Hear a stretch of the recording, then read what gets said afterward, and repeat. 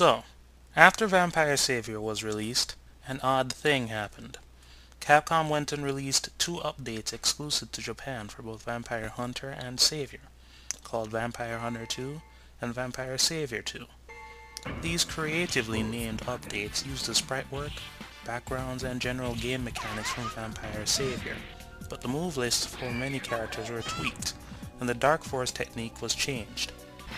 The Dark Force abilities were turned into additional super moves, and the Dark Force itself could now be used to deal permanent green damage for the duration of the technique. In addition to these general changes and some aesthetic tweaks, the two updates also had different rosters.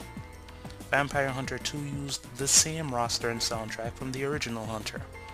The newcomers from Savior were removed, and Donovan, Pyron, and Phobos were reintroduced. Vampire Savior 2 also added Pyron, Phobos, and Donovan to Savior's roster, but removed Gallon, Alubath, and Sasquatch.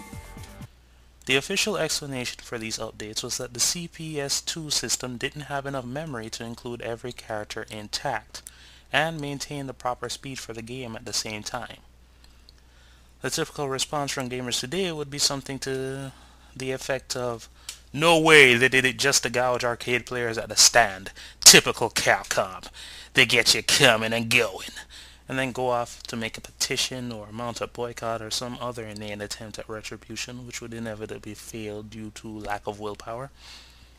But to give Capcom credit, they probably knew the board's capabilities better than most at the time since, they made the blasted thing. Besides, more recent releases have shown what happens when you run a game on hardware that doesn't have nearly enough memory to manage all the action. The updates were originally featured side to side in most arcades and enjoyed about the same amount of popularity for a time, but eventually fell out of favor. As far as ports go, the Vampire series had quite a few, but the timeline of the releases is a bit convoluted. Okay, so the first game was brought over to the US in 1994 as Darkstalkers: The Night Warriors, and suffered a bit of rebranding because of the somewhat generic name of the series and the unusual names of some of the characters. Okay, nothing new, that sort of thing happens all the time. But it took 2 years for it to be ported to the PlayStation. A full year after the sequel, which was renamed from Vampire Hunter to Night Warriors: Darkstalkers Revenge in the US, had already been released, and at the same year that very sequel had been released on the Sega Saturn. Not exactly a smart move from Capcom, especially since the Saturn port of Night Warriors had additional features, such as an appendix mode which allowed players to choose between the background and music for the normal game and the original Darkstalkers. In early 1998, a port of Vampire Savior with all 18 main characters from the series was made for the Sega Saturn, but it was only released in Japan. By using the Saturn's 4MB RAM cartridge, Capcom was able to get everyone on the game with their animations intact.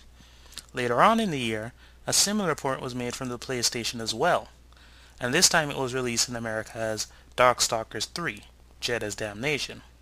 However, this suffered from emulation and sound problems. In order to get all of the characters onto the game, many different attack animations were removed, which caused the game to be somewhat choppy.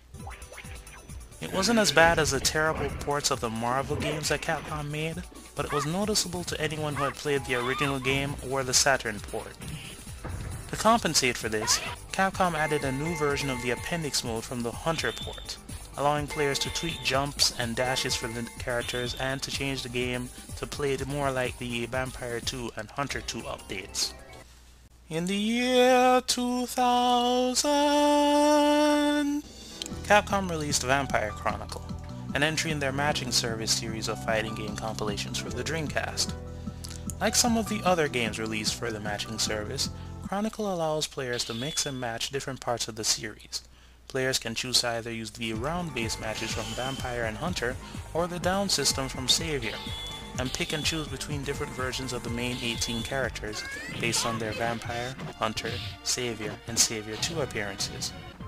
Having a set for Hunter 2 would be redundant because, well, the game uses the Savior template, which was the whole point of Hunter 2.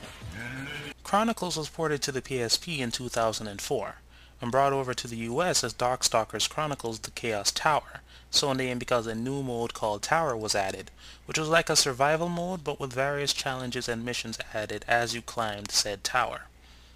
It didn't sell so well though, since, well, it was released for the PSP.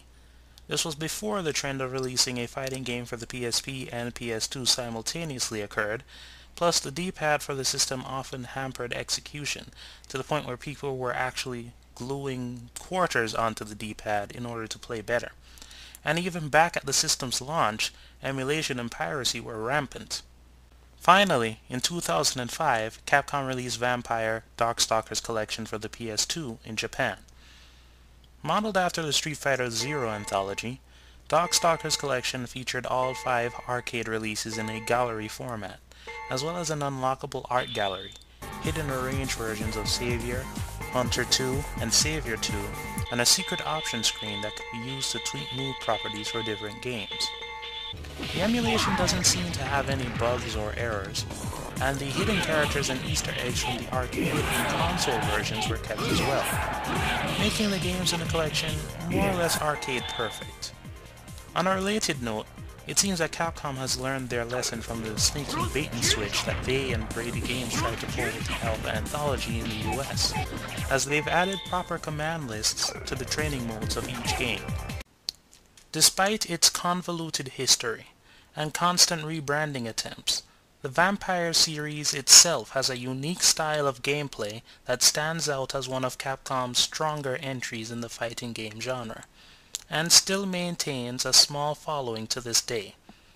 Not counting the fanboys who follow Morrigan, which could easily quintuple the size of said following if they go back and play the games that she came from.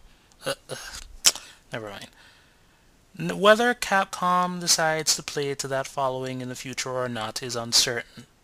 But as the series stands now, it's able to hold its own place in the history of the genre.